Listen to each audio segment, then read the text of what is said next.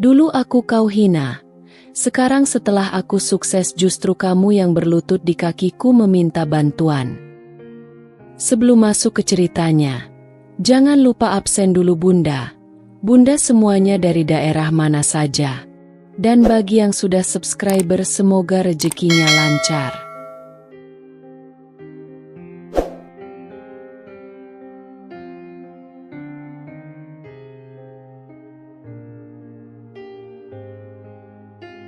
Aku mengenang masa lalu.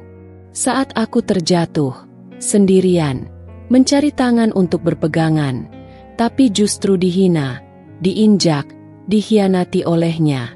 Dina, aku bersumpah dalam hati, jika dunia memberiku kesempatan, aku akan membalas semua luka ini. Bukan dengan kemarahan, tapi dengan kemenangan. Aku masih ingat jelas hari itu. Hari saat dunia runtuh tepat di bawah kakiku. Di depan semua orang, Dina tertawa. Lihat dia. Bahkan untuk bertahan hidup saja, butuh belas kasihan kita. Katanya, suaranya lantang, penuh ejekan. Orang-orang ikut tertawa, beberapa hanya menunduk, pura-pura tak mendengar. Tapi aku tahu semuanya menikmatinya. Aku berdiri di tengah kerumunan itu, membawa pecahan harga diriku yang nyaris habis. Aku hanya ingin seseorang memegang tanganku, mengatakan aku cukup, mengatakan aku bisa bangkit. Tapi tidak ada. Yang ada hanya cemooh, tatapan kasihan yang menusuk lebih tajam dari pisau.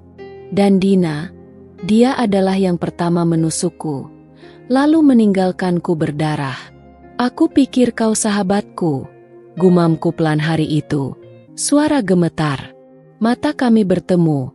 Dia hanya tersenyum tipis, dingin, seolah aku ini cuma beban yang pantas dibuang. Kau pikir dunia akan menunggumu untuk sukses? Dunia ini keras. Kau terlalu lemah untuk bertahan. Jawabnya, penuh kesombongan.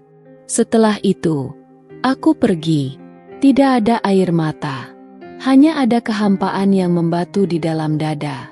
Tahun demi tahun berlalu. Aku tumbuh dari luka itu, bukan menjadi seseorang yang keras, tetapi menjadi seseorang yang paham. Aku tidak akan membalas dengan kata-kata kosong. Aku akan membalas dengan pencapaian, dengan kebanggaan, dengan kemenangan yang akan membuatnya menggertakkan gigi saat melihatku berdiri di puncak. Dan akhirnya, hari itu datang. Aku duduk di sebuah ruangan besar, mengenakan setelan terbaikku. Di tangan kiriku, sebuah proposal kerjasama besar. Nilai proyeknya cukup untuk mengubah hidup siapapun. Dina, yang kini bekerja sebagai manajer pemasaran di perusahaan kecil, adalah orang yang mengajukan pertemuan ini. Ironi yang luar biasa. Pintu ruangan terbuka. Dia masuk. Aku hampir tidak mengenalinya. Wajahnya masih cantik, tapi ada sesuatu yang pudar. Keangkuhan itu, mungkin. Matanya sedikit ragu saat melihatku. Aku tersenyum. Bukan senyum yang penuh dendam, tapi senyum seseorang yang tahu pertarungan ini sudah dimenangkan jauh sebelum dimulai. Selamat siang, ucap Dina. Suaranya datar.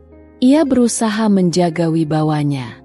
Selamat siang, Dina, balasku ringan, lalu menambahkan. Sudah lama ya, sejak terakhir kita bertemu. Dia tersenyum kaku. Ya sangat lama.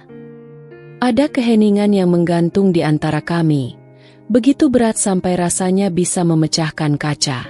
Aku baca proposalmu, kataku sambil membolak-balik berkas.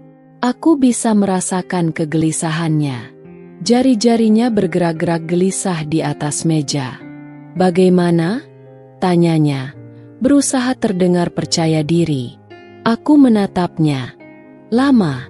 Aku ingin dia melihat mataku, melihat bekas luka yang dulu dia torehkan, dan bahwa luka itu kini menjadi sayapku. Menarik, jawabku akhirnya. Tapi aku tidak mencari kerjasama dengan orang yang mudah menyerah pada temannya saat keadaan sulit. Wajahnya memucat. Aku minta maaf. Ucap Dina akhirnya. Suaranya lirih, seperti gumaman yang hampir tidak terdengar. Aku tertawa kecil, bukan untuk mengejek, tapi penuh kelegaan. Maaf itu terlambat, Din. Dia menunduk, dan untuk pertama kalinya, aku melihat sesuatu yang nyata dalam dirinya, penyesalan.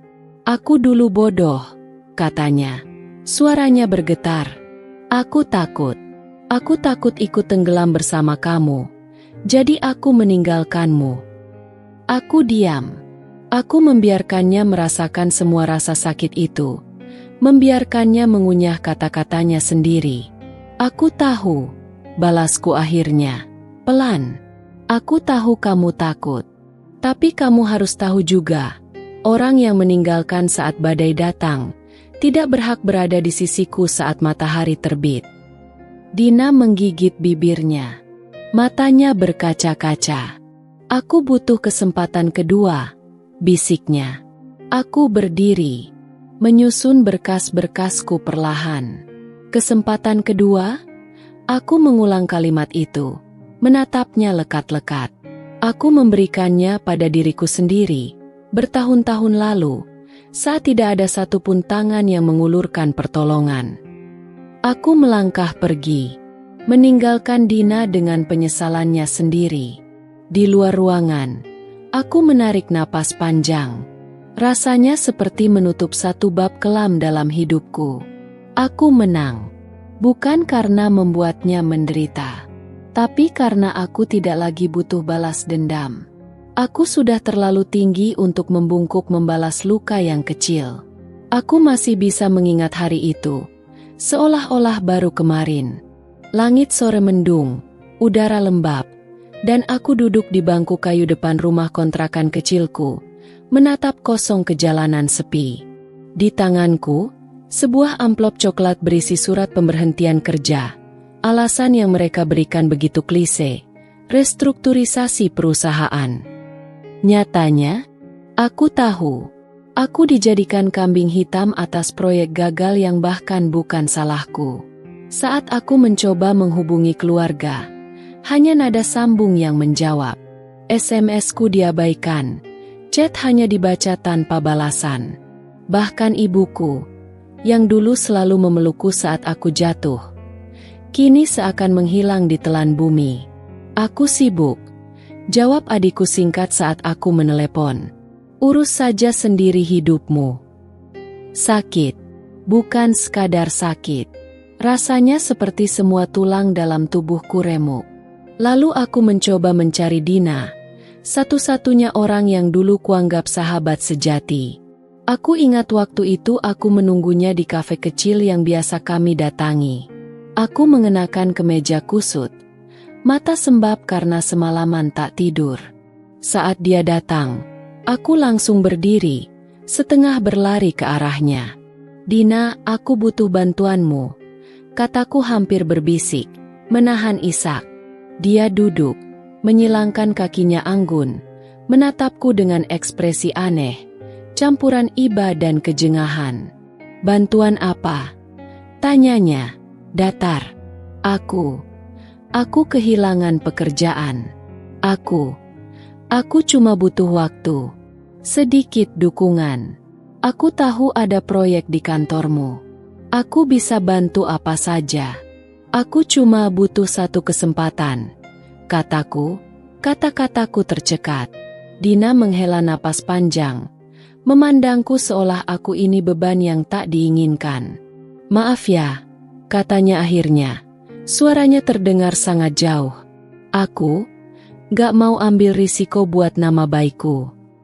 Aku mematung. Apa maksudmu? Dia menatap sekeliling, lalu berbisik. Orang-orang sudah ngomongin kamu, tahu?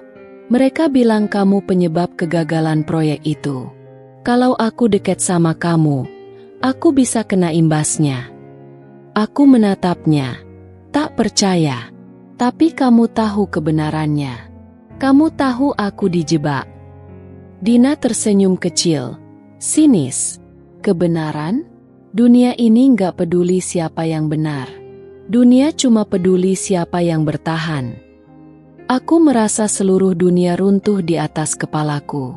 Setidaknya jangan ikut-ikutan menjatuhkan aku, Din. Suaraku bergetar. Dia berdiri, merapikan tas bermerek mahalnya. Maaf, hidup itu pilihan. Aku pilih selamat. Dan dengan itu, dia pergi, meninggalkan aku sendirian di kafe itu. Dengan tatapan semua orang yang seolah berkata, "Lihat, dia gagal. Dia sendirian." Malam itu, aku pulang berjalan kaki. Hujan turun, tapi aku tidak peduli. Biarlah, aku sudah terlalu basah oleh kehinaan. Sesampainya di kontrakan, aku duduk di lantai dingin, memeluk lututku. Kenapa dunia sekejam ini? Kenapa saat aku yang terjatuh, semua orang malah berlomba menginjakku? Ponselku berbunyi. Sebuah pesan masuk dari Dina. Aku membuka dengan tangan gemetar. "Maaf ya, aku harap kamu ngerti. Aku harus pikirin masa depanku." Mataku memburam. Seketika aku tahu, aku sendirian. Tak ada keluarga, tak ada teman, tak ada siapapun. Dan di tengah kehampaan itu, aku bersumpah, aku akan bangkit. Aku akan membuat dunia yang sama yang kini menertawakanku, bertekuk lutut suatu hari nanti. Bukan dengan kebencian, bukan dengan balas dendam kecil, tapi dengan sesuatu yang lebih megah. Kemenangan hari-hari setelah itu seperti mimpi buruk yang tak kunjung usai. Aku bekerja apa saja yang bisa kulakukan. Menjadi buruh serabutan di pasar, menjadi kuli angkut di gudang, bahkan pernah jadi tukang bersih-bersih toilet di sebuah mall tua. Pekerjaan apapun, sejijik, serendah, sesakit apapun, aku jalani. Karena aku tahu, aku tidak punya kemewahan untuk memilih. Setiap hari, aku pulang dengan tubuh remuk, tangan lecet, punggung memar, dan jiwa yang seperti dikoyak-koyak. Tapi lebih sakit dari semua luka fisik itu adalah luka di dalam dada. Orang-orang memandangku seolah aku bukan manusia. Mereka berbicara seolah aku tak ada di sana. Kasihan, dari kantoran, sekarang kayak gitu. Tuh, contoh orang gagal. Udahlah, pasti salahnya sendiri. Aku dengar semua. Setiap bisikan, setiap ejekan samar, menusuk seperti 1000 jarum ke kulitku. Tapi aku diam. Aku menelan semua itu. Aku menelan luka-luka itu dalam diam, hingga menjadi racun manis yang kian hari kian membesar di dalam dada. Suatu sore, di gudang tempat aku bekerja, aku didorong jatuh oleh seorang mandor muda bernama Anton.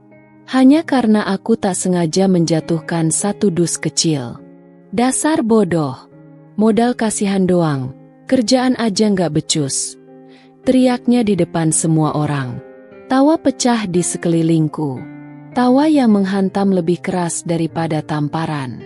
Aku menggenggam erat kedua tanganku, menahan diri untuk tidak membalas.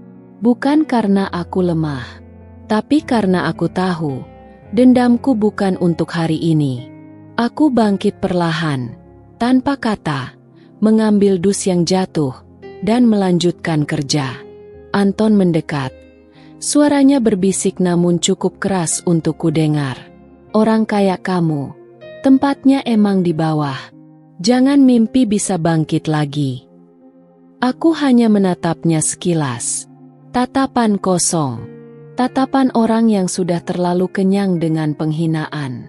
Dalam hati, aku berbisik, "Tunggu saja." Malamnya, aku duduk di sudut ranjang sempit di kamar kontrakan, memandangi kedua tanganku yang penuh luka. Tapi entah kenapa justru saat itu, aku merasa sesuatu tumbuh di dalam diriku.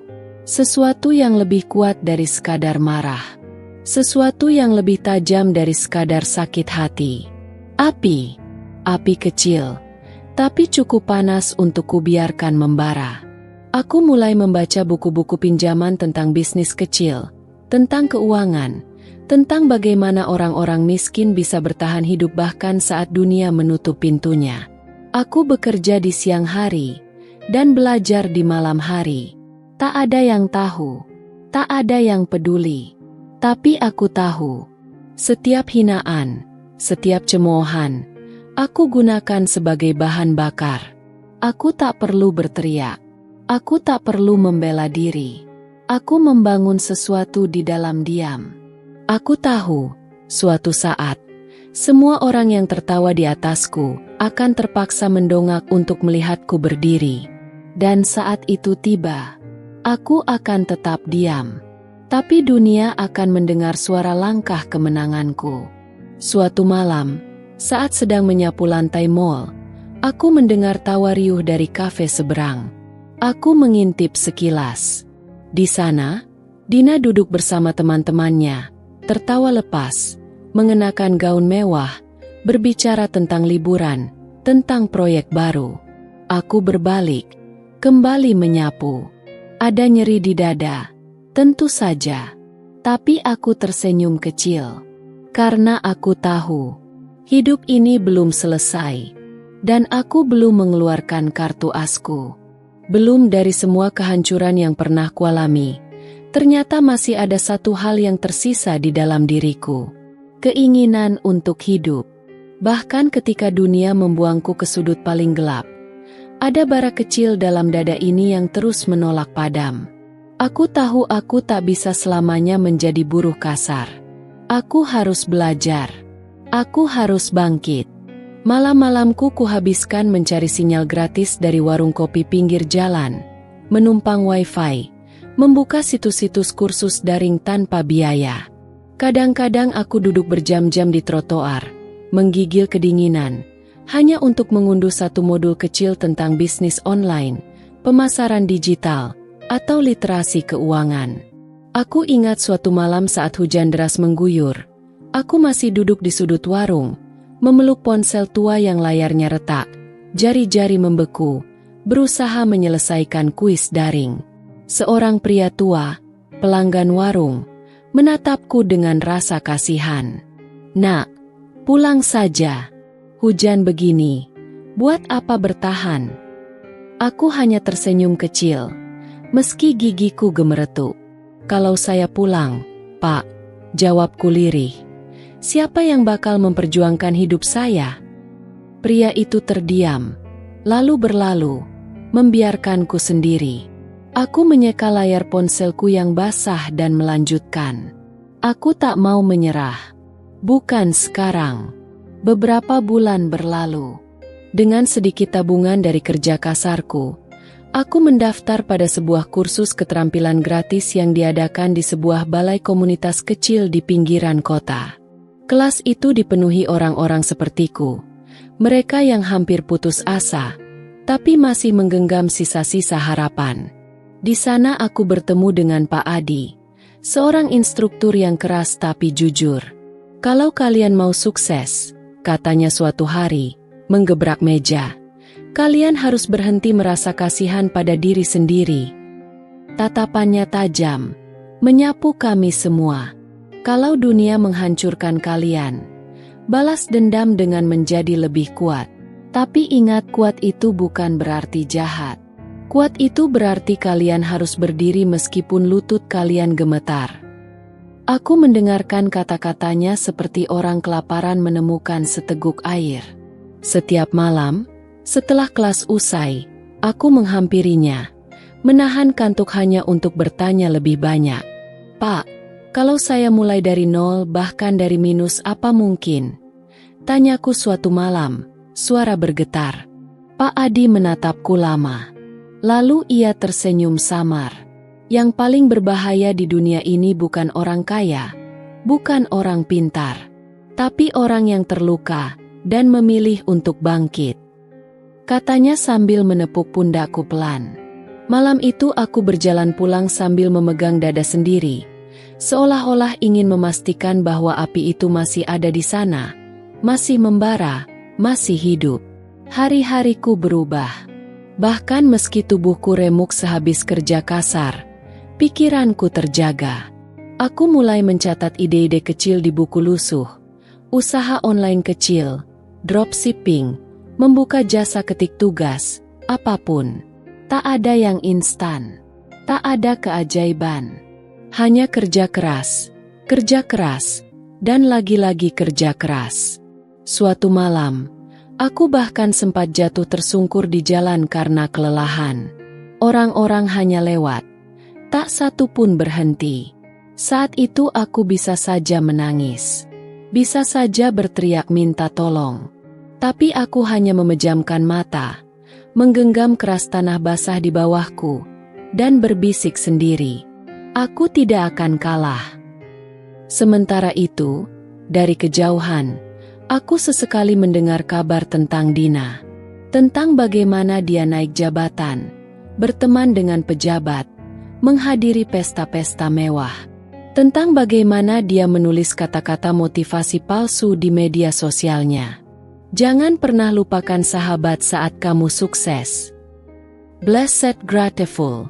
Ironi itu menusuk. Tapi aku hanya tersenyum getir. Dina sudah memilih jalannya. Aku juga. Dan aku bersumpah dalam hati, jalanku, meski terjal, akan membawaku ke tempat yang jauh lebih tinggi. Bukan untuk membalas dendam kecil. Bukan untuk mempermalukan dia. Tapi untuk membuktikan bahwa aku layak hidup. Bahwa aku lebih dari sekadar luka. Dan bahwa aku bisa membangun seluruh hidupku dari serpihan yang mereka tinggalkan. Dengan tangan sendiri. Dengan darah dan air mata sendiri. Dengan api yang tak pernah padam. Aku memulainya dengan apa yang kupunya. Hampir tidak ada. Hanya sebuah ponsel tua, sebuah buku lusuh penuh catatan, dan keberanian bodoh untuk percaya pada diriku sendiri. Usaha kecil itu sederhana. Aku membuka jasa menulis dan mengetik tugas-tugas mahasiswa secara online. Kupasang iklan seadanya di grup-grup media sosial, memanfaatkan setiap jaringan gratis yang bisa kugapai. Awalnya, tentu saja tak ada yang datang. Postinganku diabaikan. Diolok-olok. Yang bener aja? Layanan begini dari orang kayak kamu. Kalau hidup sendiri aja berantakan, mau bantuin hidup orang lain? Hahaha, tukang angkut mau jadi intelektual. Aku membaca semua komentar itu. Rasanya seperti disayat, dikuliti di depan umum. Tapi aku diam. Setiap ejekan itu, aku kumpulkan. Kujadikan bara. Kujadikan bahan bakar. Suatu malam, setelah seharian bekerja dan hanya makan satu potong roti, aku menerima pesan pertamaku. Bisa bantu ketik makalah 20 halaman? Deadline 3 hari lagi. Aku menatap layar ponsel dengan tangan gemetar. Rasanya seperti menerima tiket ke kehidupan baru. Aku membalas cepat, menjaga nada sopan meski jantungku berdetak kencang. Bisa, Kak. Saya kerjakan secepat mungkin. Terima kasih sudah mempercayai saya. Malam itu, aku bekerja tanpa henti, mengetik di ponsel kecilku, dengan mata yang mulai kabur karena lelah. Jari-jariku kaku. Punggungku nyeri, tapi aku menolak berhenti. Pukul 3 pagi, aku mengirimkan hasil pekerjaanku. Dengan doa lirih, aku berharap, semoga ini awal dari sesuatu. Dan benar saja, 2 hari kemudian, orang itu memberiku testimoni sederhana di grup. Kerja cepat, hasil rapi, rekomen. Satu kalimat pendek. Tapi bagiku, itu seperti sinar matahari pertama setelah musim badai panjang. Pesanan mulai berdatangan, pelan tapi pasti. Awalnya 1, lalu 2, lalu 5 orang. Aku menyisihkan sedikit demi sedikit penghasilan untuk membeli keyboard bekas, agar tidak lagi harus mengetik dengan ponsel retak. Aku mengatur jam tidur, membagi waktu antara kerja kasar siang hari dan jasa pengetikan malam hari. Tubuhku kelelahan, tapi jiwaku perlahan menari. Suatu siang, ketika aku sedang mengantarkan pesanan tugas ke sebuah kampus kecil, aku bertemu seseorang yang tak asing. Dina. Dia berjalan bersama dua temannya, membawa tas bermerek mahal, mengenakan kacamata hitam. Aku mencoba berlalu diam-diam, menundukkan kepala. Tapi suara tawanya menahan langkahku. Itu bukan si siapa, ya? Dia berpura-pura berpikir keras, lalu tertawa. Oh, iya, si gagal abadi. Teman-temannya ikut terkekeh. Tatapan mereka menguliti tubuhku. Aku menatap Dina sesaat. Ada ribuan kata yang bergemuruh di dadaku. Tentang pengkhianatan. Tentang luka lama. Tentang bagaimana aku dulu mengorbankan segalanya demi persahabatan kami. Tapi aku tidak mengatakan apa-apa. Aku hanya mengangguk pelan dan tersenyum kecil. Senyum getir. Senyum yang sudah belajar menerima bahwa dunia memang seperti ini. Lalu aku berlalu, membawa hasil kerjaku di tas lusuh, membawa harga diriku yang tidak bisa mereka sentuh. Mereka tertawa di belakangku, tapi aku tidak peduli. Karena jauh di dalam diriku, aku tahu, aku sedang menanam bunga di lumpur. Dan suatu hari, bunga itu akan mekar, begitu indah, begitu kuat, sehingga bahkan orang-orang seperti Dina tak akan mampu mengabaikannya. Malam itu, aku duduk di depan kipas kecil yang berderit di kontrakan sempitku, menatap secari kertas yang kutempel di dinding. Jangan biarkan hinaan mereka menjadi kuburanmu. Biarkan itu menjadi pupuk bagi mimpimu. Aku membaca kata-kata itu berulang-ulang, sambil menahan air mata.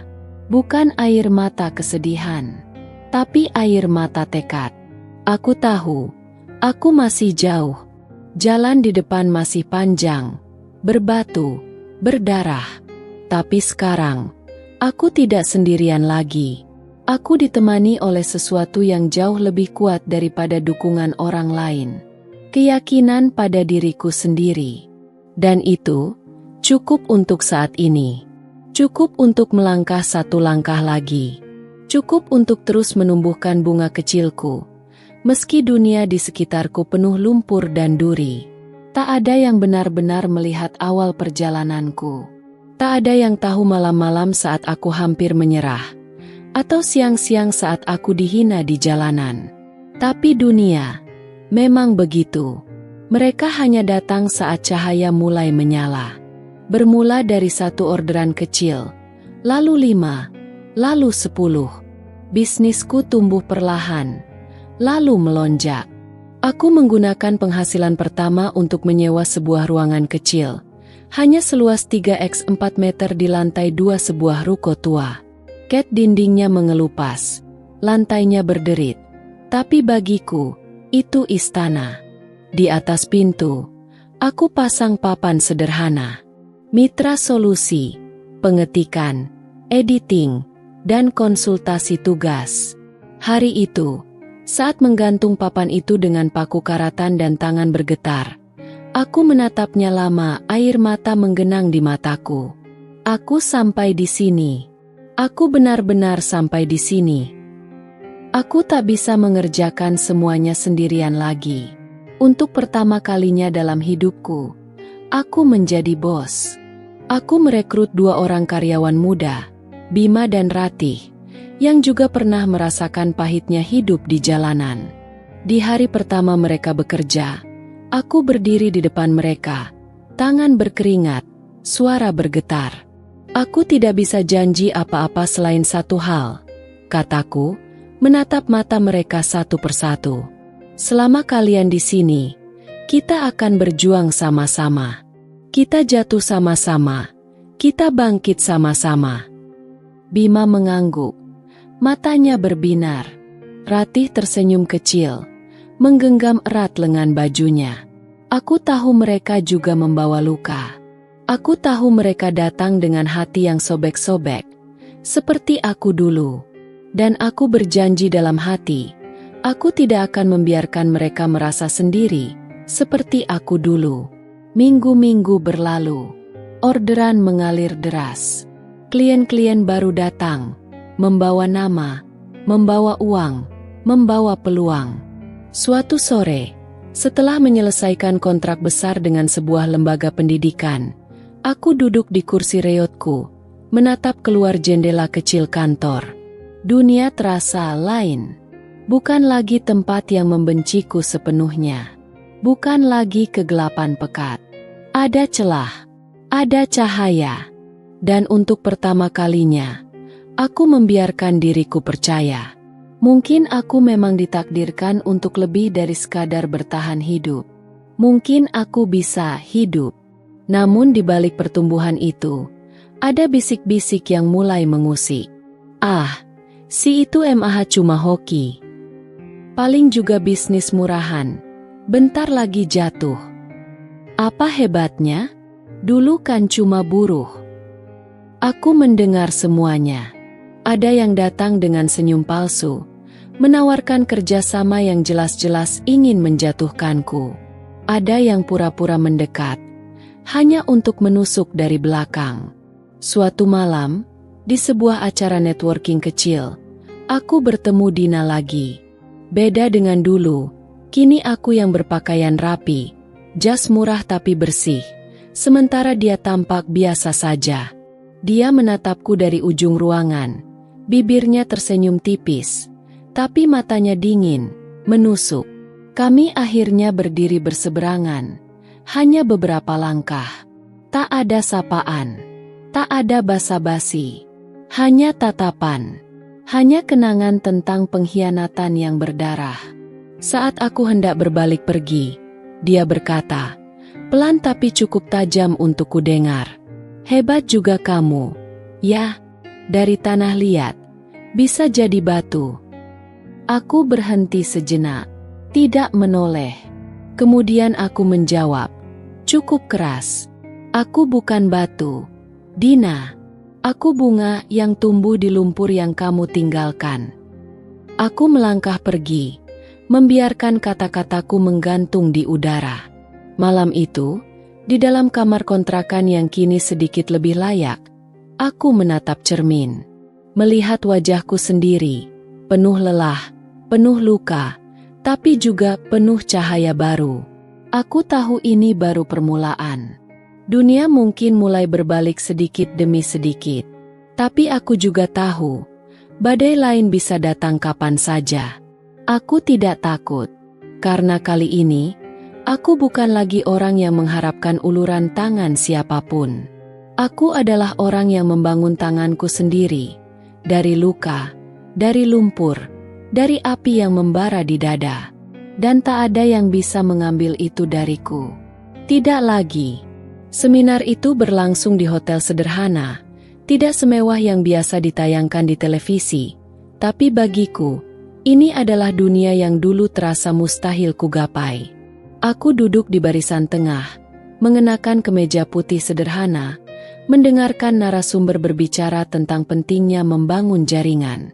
Aku mencatat dengan penuh perhatian, berusaha menangkap setiap kata. Sampai sebuah pergerakan kecil di pintu belakang mencuri perhatianku. Aku menoleh, dan dunia di sekelilingku seolah membeku. Dina. Dia berdiri di sana, mengenakan baju kusam, rambutnya kusut diikat seadanya. Wajahnya tirus seperti belum makan layak berhari-hari. Tatapan matanya kosong, hampa, penuh sesuatu yang lebih berat daripada sekadar kelelahan, keputusasaan. Aku membeku. Tanganku yang menggenggam pulpen gemetar tanpa sadar. Dina, orang yang dulu menginjakku saat aku paling rapuh.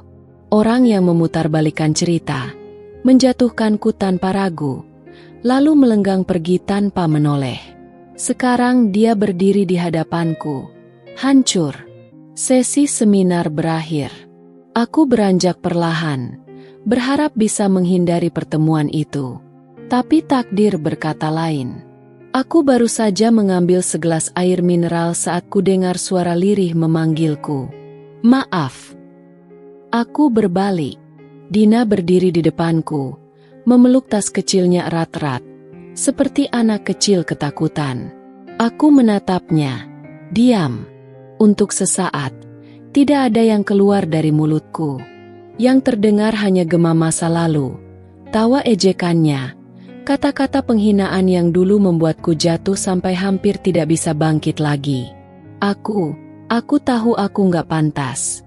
Suaranya bergetar. Dia menunduk. Suaranya serak. Tapi aku butuh bantuan. Aku masih diam. Dalam dadaku, dua suara berperang. Satu berkata, "Inilah saatnya. Balaslah." Yang lain berbisik pelan, "Ingat siapa dirimu. Jangan jadi seperti dia." Dina menengadah. Matanya, Tuhan, matanya bukan lagi mata perempuan arogan yang dulu ku kenal. Dia tampak seperti bayangan dirinya sendiri. Bisnisku bangkrut. Utang di mana-mana. Aku ditipu. Ditendang keluar dari rumah kontrakan. Aku nggak punya siapa-siapa lagi. Suaranya pecah. Air matanya mengalir, mengotori pipinya yang lusuh. Dan kamu satu-satunya orang yang pernah benar-benar peduli. Aku menarik napas panjang. Pahit. Kenapa aku? Tanyaku akhirnya. Suaraku terdengar lebih tenang daripada yang kurasakan. Dina terisak. Karena aku tahu aku salah. Aku tahu aku menghancurkanmu. Aku bodoh. Dia menangis sesenggukan. Di tengah keramaian yang mulai bubar. Beberapa orang melirik ke arah kami. Tapi aku tidak peduli. Ada jeda panjang. Aku menatapnya. Bukan dengan dendam. Bukan lagi dengan amarah. Tapi dengan rasa kehilangan. Bukan kehilangan Dina. Tapi kehilangan kepercayaan. Kehilangan kenangan-kenangan yang dulu indah tapi sudah rusak selamanya. Aku ingin marah. Aku ingin berteriak. Mengungkapkan semua sakit hati yang selama ini kupendam. Tapi anehnya, yang muncul justru rasa lega. Aku tidak lagi terikat oleh dendam itu. Aku tidak lagi menjadi tawanan masa lalu. Aku menghela napas. Kamu mau bantuan apa? Tanyaku. Akhirnya, Dina terisak makin keras. Apa saja? Aku mau kerja, mau bersihin kantor, mau ngetik apa saja. Katanya tergesa, seolah takut aku akan berubah pikiran. Aku mengangguk perlahan. Bukan karena aku membutuhkannya, tapi karena aku tahu. Aku memilih menjadi manusia. Seminggu kemudian, Dina duduk di sudut kecil kantor Mitra Solusi, mengetik tugas-tugas sederhana. Bima dan Ratih sempat bertanya dengan alis mengernyit. Aku hanya menjawab, pelan. Semua orang butuh kesempatan kedua. Tapi di dalam hatiku, aku tahu ini bukan tentang memberi Dina kesempatan. Ini tentang memberi diriku sendiri kesempatan untuk benar-benar sembuh. Malam itu, aku berdiri sendirian di depan kantor, menatap lampu jalanan yang redup. Aku bertanya pada diriku sendiri, apa aku bodoh? Apa aku terlalu baik? Apa aku akan dikhianati lagi? Aku tidak tahu jawabannya. Mungkin iya, mungkin tidak. Tapi yang ku tahu, aku telah memilih jalanku. Jalan yang tidak ditentukan oleh dendam, tapi oleh kekuatan. Dan untuk pertama kalinya dalam hidupku, aku merasa bebas. Bebas dari luka yang membelenggu. Bebas dari masa lalu yang menghantuiku. Aku bukan lagi korban. Aku adalah penyintas. Aku adalah pejuang. Dan dunia itu kini ada dalam genggamanku. Pagi itu, matahari menyembul malu-malu di balik awan kelabu. Aku sedang duduk di ruanganku, memeriksa laporan bulanan, saat pintu diketuk perlahan. Tok tok, masuk, kataku tanpa menoleh. Pintu berderit terbuka. Dina melangkah masuk, mengenakan blus pudar dan rok panjang murahan. Dia memeluk map lusuh di dada, Seolah itu satu-satunya tameng yang ia punya. Aku mengangkat kepala perlahan, menatapnya. Ada jeda panjang, hening, penuh ketegangan. Hingga akhirnya, Dina membuka mulutnya. Suaranya lirih, bergetar. Aku mau melamar kerja di sini. Aku menatapnya dalam-dalam, mencari sesuatu di wajahnya. Penyesalan, ketulusan, atau hanya keputusasaan semata? Entahlah. Yang pasti, aku merasa aneh. Ada bagian dari hatiku yang tertawa sinis. Ada bagian lain yang merasa iba. Aku menyandarkan tubuh ke kursi, menyilangkan tangan di dada. Lamar kerja? Aku mengulang ucapannya dengan nada tenang. Terlalu tenang untuk pertempuran batin yang sebenarnya meledak-ledak dalam diriku. Dina mengangguk cepat. Matanya berbinar-binar, atau mungkin itu air mata. Aku siap kerja keras. Aku mau mulai dari bawah. Jadi admin cleaning service apa aja. Katanya dengan suara tergesa, seolah takut aku akan mengusirnya kapan saja.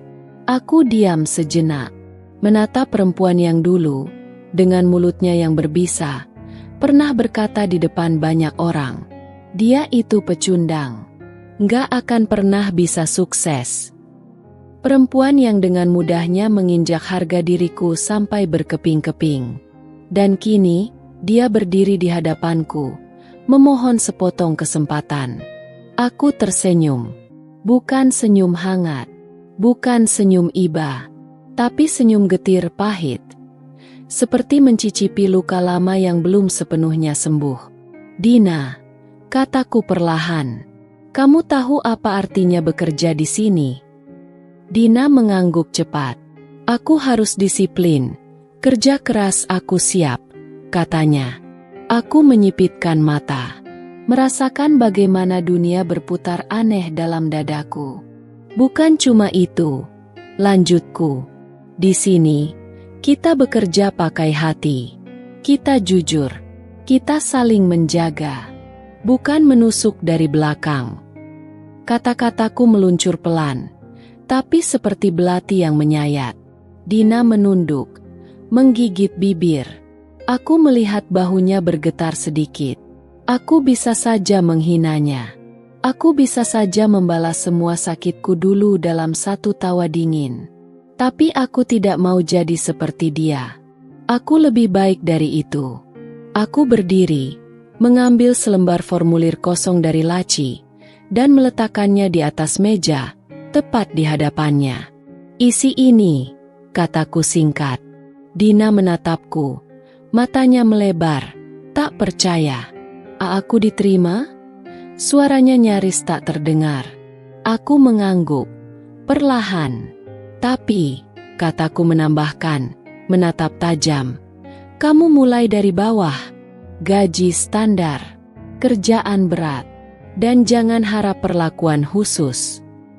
Dina mengangguk cepat-cepat. Air mata mengalir di pipinya. Terima kasih, gumamnya berulang-ulang. Aku membiarkannya tenggelam dalam rasa syukurnya. Rasa syukur yang dulu pernah kupelajari dengan cara yang jauh lebih pahit. Setelah dia keluar dari ruanganku, aku menutup pintu perlahan. Aku menatap jendela, ke langit abu-abu di luar sana. Hatiku terasa aneh.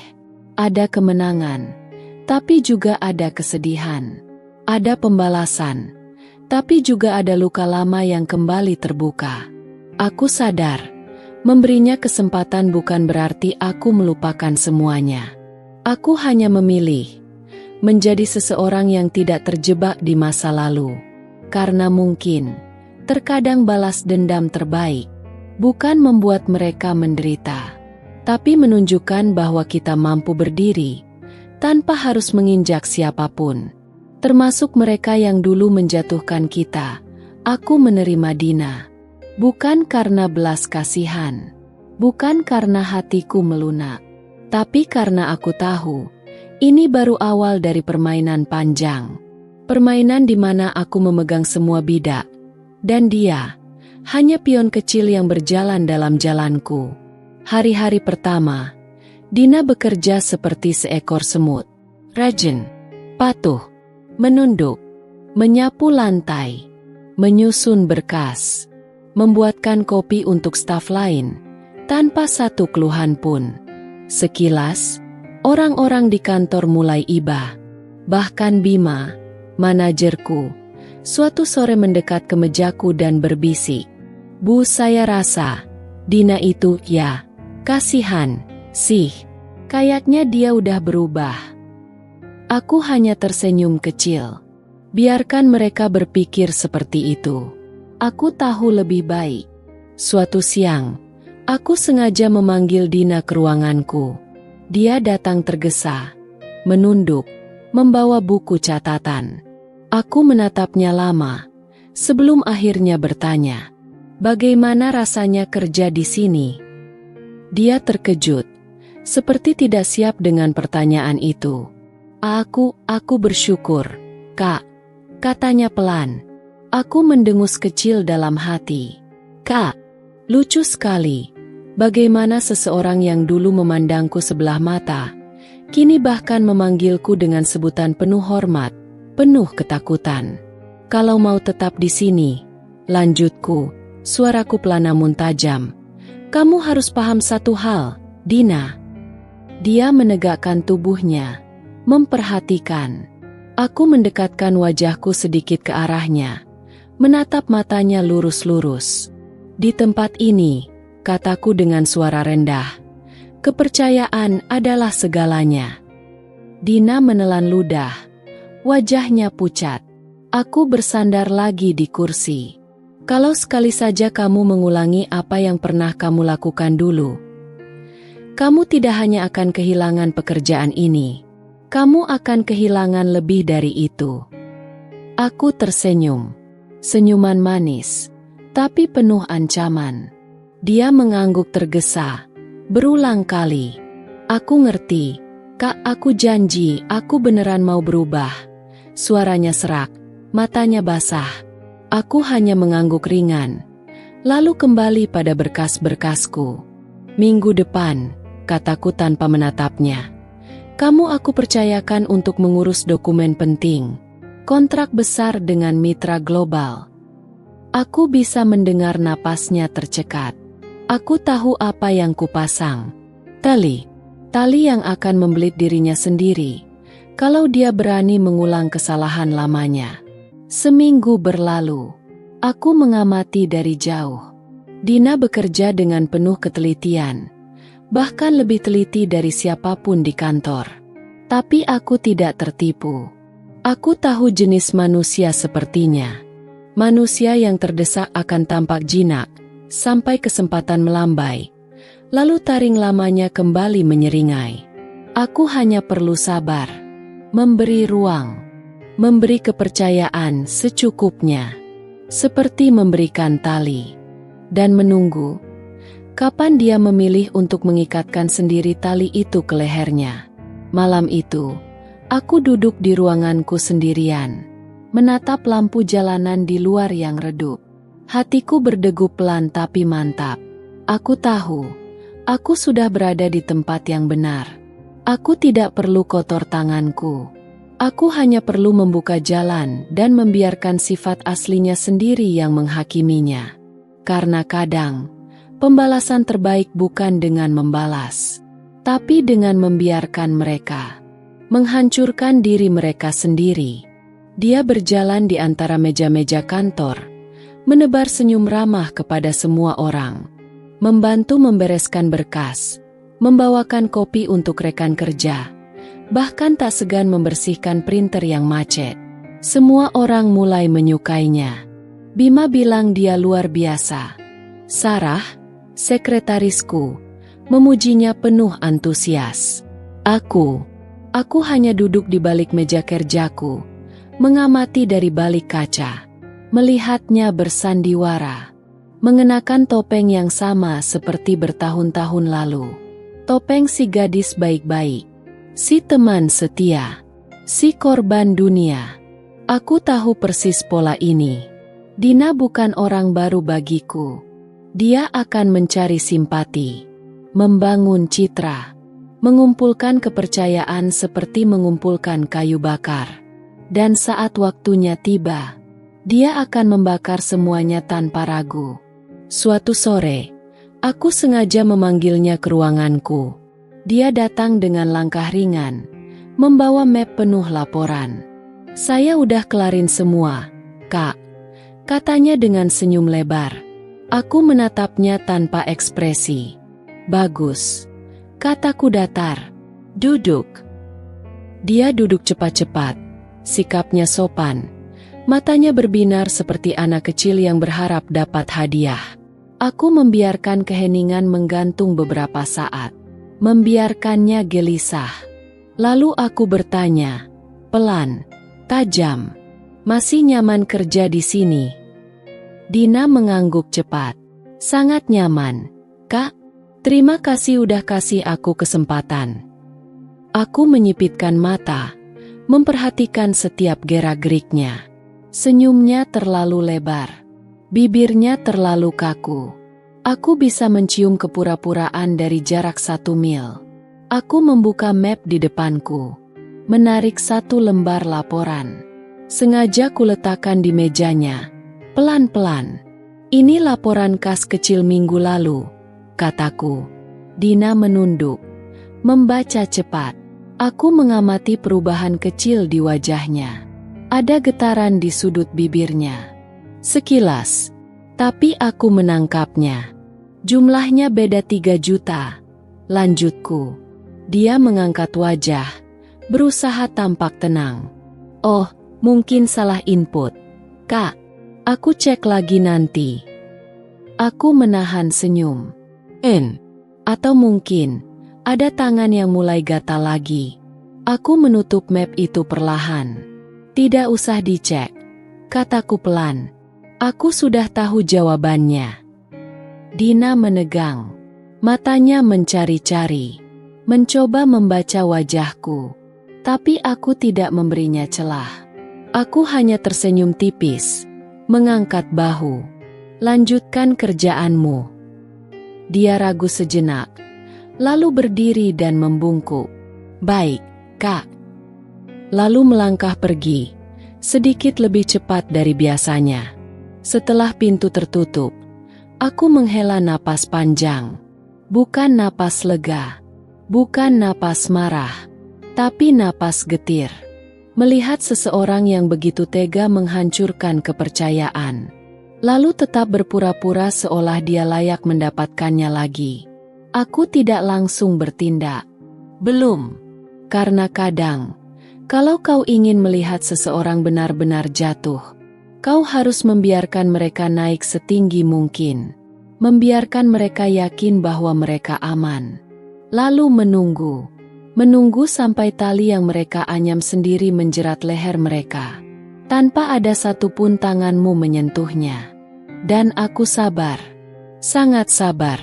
Karena kali ini, aku bukan lagi korban. Aku adalah eksekutor yang menunggu waktunya. Dengan senyum dingin, aku menulis 1 kata kecil di ujung agendaku malam itu.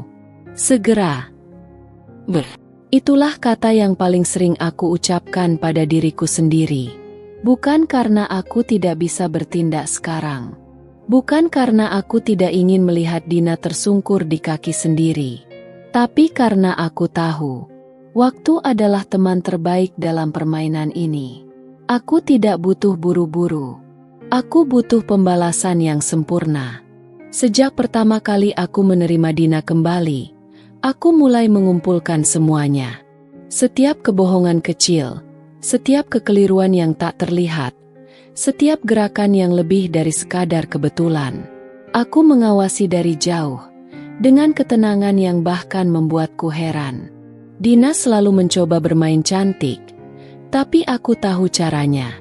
Senyumnya, cara dia berbicara, gerak-geriknya, semuanya terasa seperti skenario yang telah dia susun dengan sangat hati-hati. Aku mulai memperhatikan laporan-laporan yang dia serahkan, menelisik angka-angka yang dia input. Aku tahu kalau dia mencoba menyembunyikan sedikit-sedikit uang, memanipulasi sistem, dengan cara yang sangat licik. Dan aku tahu, ini bukan kebetulan. Dia mencoba mengalihkan perhatian, memberi kesan bahwa dia sudah berubah. Tapi aku bisa melihat lewat celah kecil di wajahnya, bahwa semua itu hanya taktik baru. Dia tidak berubah. Dia hanya lebih berhati-hati. 1 minggu, 2 minggu, bulan pertama berlalu, dan aku sudah mengumpulkan cukup bukti. Aku menandai semuanya, menyimpannya dengan rapi di folder yang tidak akan pernah ditemukan. Setiap kesalahan yang dia buat, setiap detil yang terlewat, aku mencatatnya. Setiap kebohongan kecil yang dia sembunyikan di balik senyuman. Suatu pagi, Bima datang ke ruanganku. Wajahnya serius, sedikit cemas. Aku menyuruhnya duduk di kursi hadapanku. "Ada masalah, Bu?" tanyanya pelan. Aku mengangguk, sedikit tersenyum. "Di laporan keuangan minggu ini," kataku, "ada beberapa angka yang tidak sesuai. Apa kamu sudah memeriksa dengan Dina?" Bima mengernyit. Aku rasa dia sudah bekerja dengan baik. Tapi kalau ada masalah, aku akan cek lagi. Aku menyandarkan tubuh di kursi, menatap Bima dengan mata yang tajam. "Periksa lagi, Bima, karena aku rasa Dina belum benar-benar berubah." Dia menatapku bingung, namun aku tahu dia akan memeriksa. Mungkin dia tidak menyadari betapa jauh aku sudah berjalan dalam permainan ini. Mungkin dia tidak tahu bahwa aku sudah memiliki semua yang aku butuhkan untuk menjerat Dina. Saat aku sendirian, aku membuka folder itu, melihat bukti-bukti yang aku kumpulkan dengan hati-hati. Aku tahu bahwa ini bukan hanya tentang balas dendam. Ini adalah tentang kemenangan. Aku bukan orang yang dulu, yang hanya bisa menangis dan merintih di pojok gelap. Aku bukan lagi orang yang mudah terjatuh oleh kata-kata manis dan janji kosong. Aku sudah berubah, dan aku tahu apa yang harus dilakukan. Di luar jendela, angin berhembus lembut. Kantor mulai sepi saat jam menunjukkan pukul 5 sore. Aku menatap layar komputerku. Jari-jariku menyentuh tombol keyboard dengan hati-hati. Aku mengirim email kepada Dina. Sebuah pesan yang sudah aku tulis di kepala selama berhari-hari. "Dina, saya ingin bertemu denganmu besok pagi. Ada beberapa hal yang perlu kita bicarakan tentang laporan keuangan minggu ini. Tolong pastikan kamu datang tepat waktu." Aku menekan tombol kirim dan meletakkan ponsel di meja. Aku tahu Dina akan datang besok pagi.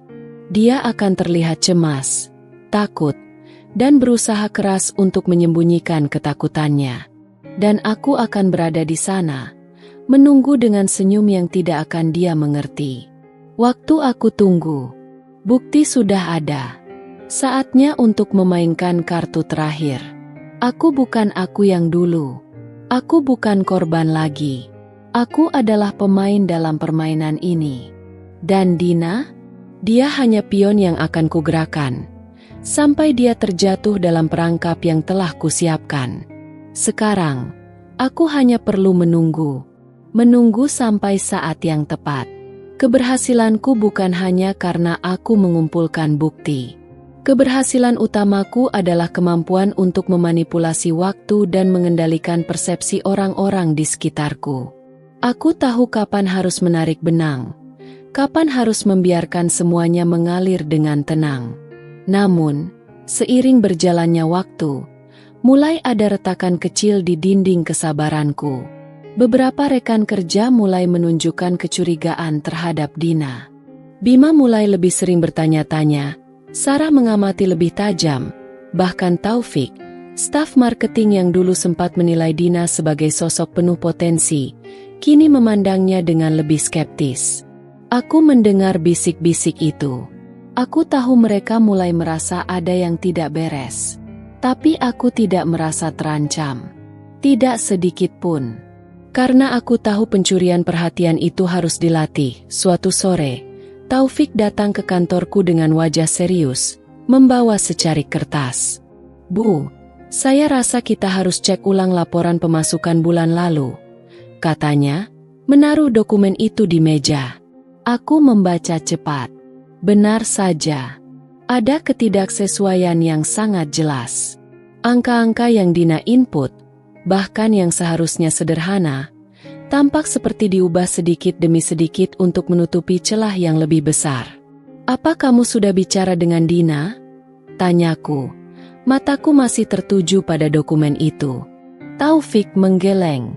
"Saya coba, tapi dia selalu mengalihkan topik atau bilang, 'Sudah dicek, dan semua aman.'" Aku mengangguk pelan, berpura-pura tidak terkejut.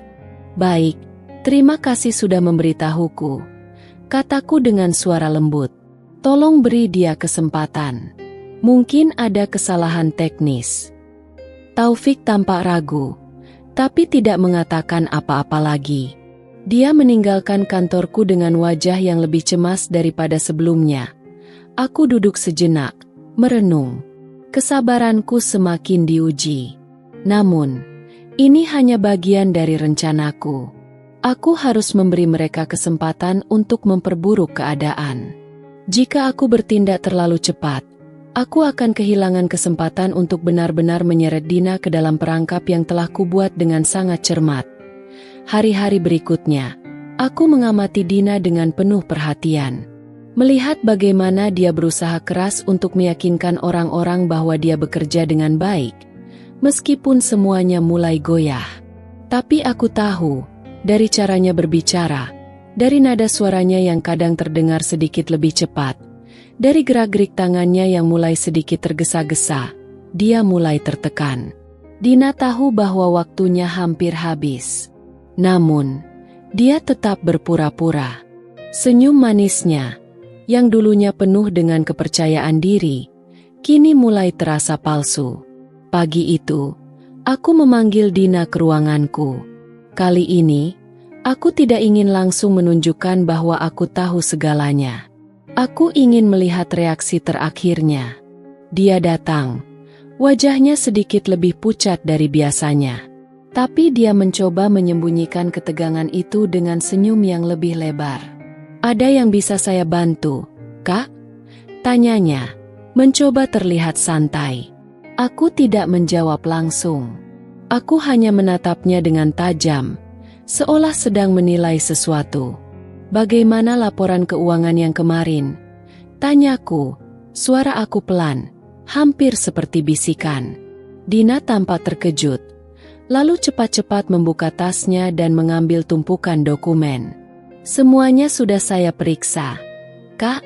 Tidak ada yang perlu dikhawatirkan," jawabnya dengan sedikit terburu-buru. Aku mengamati dia, mata aku tajam, menilai setiap kata yang keluar dari mulutnya. Tiba-tiba, aku mengubah nada suaraku. "Dina, aku merasa kamu sedikit terburu-buru. Apakah ada sesuatu yang ingin kamu katakan?" Dia berhenti sejenak, dan aku bisa melihat jelas, meskipun dia mencoba menyembunyikan rasa takut di matanya, tapi ada keretakan kecil di dalam dirinya. Sebagian dari diriku merasa kasihan, tapi sebagian besar dari diriku merasa puas. Karena aku tahu, dia hanya semakin menggali lubang yang lebih dalam. "Tidak, Kak, tidak ada apa-apa," jawabnya, suaranya sedikit gemetar. Aku tersenyum tipis, tidak berkata apa-apa, hanya menatapnya dengan diam. "Baiklah, kalau begitu, lanjutkan pekerjaanmu," kataku dengan lembut, sambil memalingkan wajahku ke meja. Dina berpamitan, dan aku menyaksikan dia meninggalkan ruanganku dengan langkah cepat di luar pintu. Aku tahu Dina sedang bergulat dengan pikirannya. Dia tahu, dia hampir jatuh. Tapi aku tidak akan memberinya kesempatan untuk melarikan diri. Tidak kali ini. Aku hanya perlu sedikit lebih sabar. Sedikit lebih lama. Karena ketika waktu itu tiba, dan semuanya terungkap dengan jelas, Dina akan tahu bahwa aku selalu satu langkah lebih depan darinya. Dan kali ini, Dia tidak akan bisa lari. Dina mulai kehilangan kendali. Senyumnya yang dulu begitu percaya diri kini semakin sulit untuk dipertahankan. Gerak-geriknya semakin gelisah. Kata-katanya semakin cepat dan tergesa-gesa. Aku bisa merasakannya. Dia semakin dekat dengan jurang kehancuran. Namun, aku juga tahu satu hal. Kadang, ketika seseorang merasa terpojok, mereka akan melakukan kesalahan besar. Dan aku menunggu saat itu. Pagi itu, aku mendapat kabar yang cukup mengejutkan dari Sarah. Ternyata, Dina baru saja berurusan dengan klien penting. Klien yang selama ini kami jaga dengan hati-hati. Dan kali ini, Dina melakukan kesalahan besar. Aku mendengar bahwa dia telah mengubah kesepakatan yang telah disepakati bersama klien. Mengubah jumlah pembayaran, mengurangi layanan yang seharusnya diberikan, dan paling parah, menyembunyikan fakta bahwa perubahan itu telah disetujui oleh atasan. Dina melakukan penipuan besar. Aku tahu ini bisa berakhir sangat buruk bagi perusahaan. Namun, aku tidak langsung bertindak. Aku ingin melihat bagaimana dia akan menangani ini. Beberapa jam setelah kejadian itu, aku mendengar Dina berbicara dengan Sarah di ruang depan, dengan suara yang agak tinggi. Ini salah Taufik. Dina berkata, matanya menyala-nyala. Dia yang seharusnya memeriksa laporan itu sebelum dikirim ke klien. Kenapa kamu tidak memberitahuku ada kesalahan? Kenapa sekarang baru mengatakannya? Sarah tampak bingung. Tapi, Dina, kan kamu yang menulis email dan mengatur semuanya. Taufik cuma ngecek laporan, bukan yang bertanggung jawab penuh. Dina tidak peduli. Dia sudah mengalihkan kesalahan itu dengan sangat cepat, tanpa ragu. Matanya penuh amarah, dan nada suaranya semakin keras. Tapi klien langsung kecewa. Sarah, Taufik seharusnya tahu bahwa dia harus lebih teliti. Dia yang salah, bukan aku. Aku mendengarnya dengan tenang dari ruanganku. Satu kesalahan fatal. Dina mencoba menyalahkan orang lain. Dia tahu dia terpojok. Dan ini adalah upaya desperat untuk melepaskan diri dari jeratan yang dia buat. Tapi semakin keras dia melawan, semakin dalam dia terperangkap dalam kebohongannya. Aku memutuskan untuk diam dulu. Tidak ada kata-kata, tidak ada pembelaan, hanya diam. Dina mengira dia bisa menipu semua orang dengan cara ini. Tapi aku tahu, dia baru saja menggali lubang besar untuk dirinya sendiri. Semua yang terlibat dalam proyek klien itu hadir, termasuk Dina, Taufik, dan Sarah. Dina duduk di salah satu kursi. Wajahnya cemas. Tangan-tangannya gemetar. Dia tahu ini adalah saat yang sangat krusial. Aku memulai rapat dengan suara yang tenang, penuh ketegasan. Kita semua tahu bahwa ada masalah besar dengan klien ini. Ada kesalahan dalam kesepakatan yang kita buat. Dan saya ingin tahu bagaimana kita bisa menyelesaikan ini dengan baik. Taufik menundukkan kepalanya. Merasa bersalah meskipun dia tidak terlibat langsung dalam perubahan yang dibuat Dina. Bu, saya sudah melakukan yang terbaik untuk memastikan semua data akurat. Tapi saya tidak tahu jika ada perubahan mendadak. Katanya dengan rendah hati. Aku mengangguk pelan, memandangi Dina yang kini mulai gelisah. Tangannya bergetar di atas meja. Dan Dina, aku menyebut namanya dengan suara yang tenang namun tajam. Apakah kamu ingin menjelaskan bagaimana hal ini bisa terjadi? Dina menelan ludah. Dan untuk beberapa detik dia terdiam. Namun, ekspresi wajahnya tidak bisa disembunyikan. Ada keraguan, ada ketakutan yang begitu jelas di matanya. Dan aku tahu, pada saat itu, dia menyadari bahwa perangkapnya sudah terpasang rapat. Dina akhirnya mulai berbicara, dengan suara yang gemetar, berusaha keras untuk mempertahankan citra dirinya. Saya tidak tahu bagaimana ini bisa terjadi, Kak, katanya, menyembunyikan ketegangan di balik kata-kata. Semua ini adalah salah paham.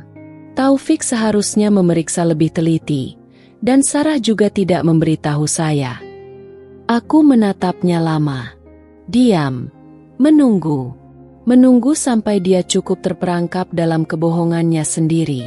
Aku kemudian menatap Taufik. Lalu bagaimana menurutmu, Taufik? Taufik, dengan wajah yang semakin cemas, menjawab, "Saya hanya memeriksa laporan yang dikirimkan Dina, Bu. Tidak ada yang aneh saat itu. Saya kira semuanya sudah sesuai." Aku kembali menatap Dina. "Jadi, menurutmu, ini bukan kesalahanmu?" Tanyaku, suara aku rendah, namun sangat tajam. Dia mencoba tersenyum, namun senyumnya tampak semakin kaku.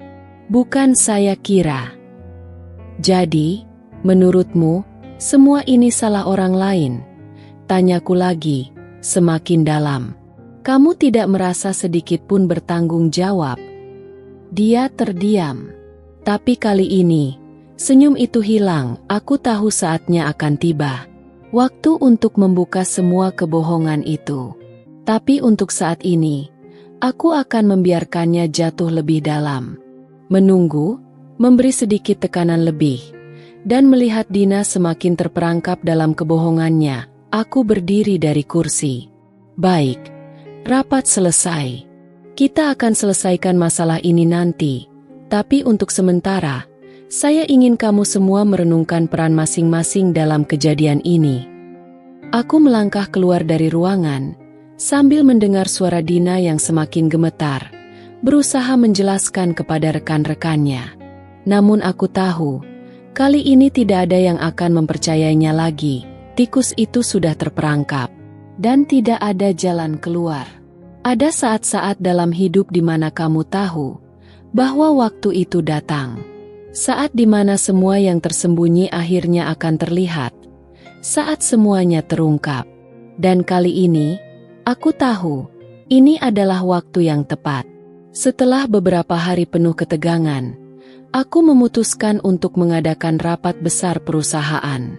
Bukan hanya untuk membahas masalah klien yang sedang berlangsung, tetapi juga untuk mengungkap semuanya di hadapan semua orang. Ini adalah saat untuk memperlihatkan siapa yang sebenarnya Dina, siapa yang sebenarnya aku, dan bagaimana permainan ini akan berakhir. Aku mengirimkan undangan untuk semua karyawan, termasuk klien-klien penting yang selama ini kami jaga hubungan bisnisnya. Dina tentu saja tidak tahu apa yang akan terjadi. Dan aku sengaja menjaga ketegangan itu tetap ada, menunggu sampai saat yang tepat. Pagi itu, ruang konferensi sudah dipenuhi dengan semua orang yang aku undang. Aku duduk di depan meja besar, di depan layar proyektor yang menampilkan logo perusahaan besar kami.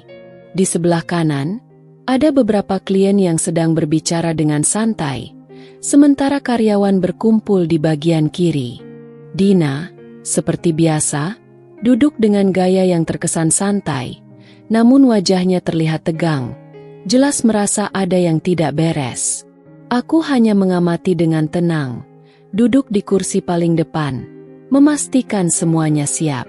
Semua orang sudah hadir, dan saat aku berdiri untuk memulai rapat, ada suasana yang aneh di udara. Tensi semakin tinggi. Aku bisa merasakan bagaimana setiap mata tertuju padaku. Mereka ingin tahu apa yang akan terjadi. "Selamat pagi, semuanya."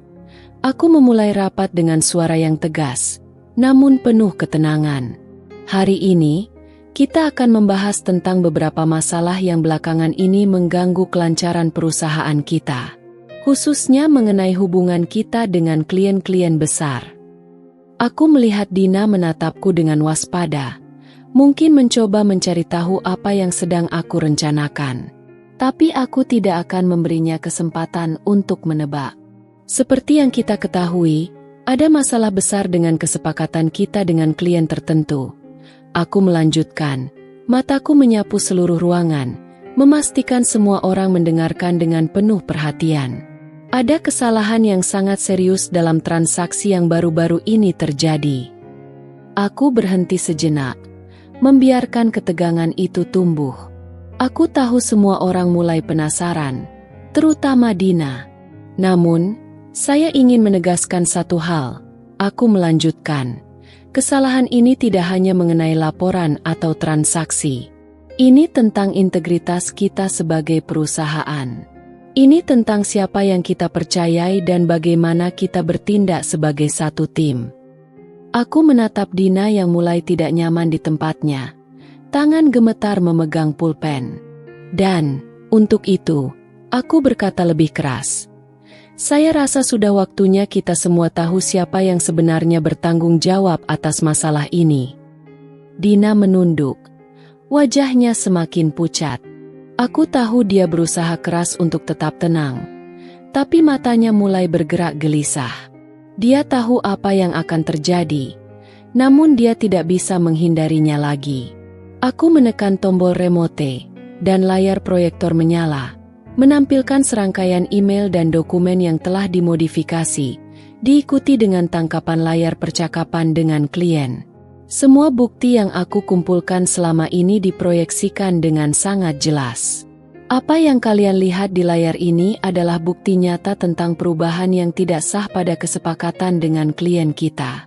Modifikasi yang dilakukan oleh Dina tanpa persetujuan atasan. Aku menjelaskan, menatap Dina yang semakin terperangkap dalam kebohongannya. Dina kini duduk diam.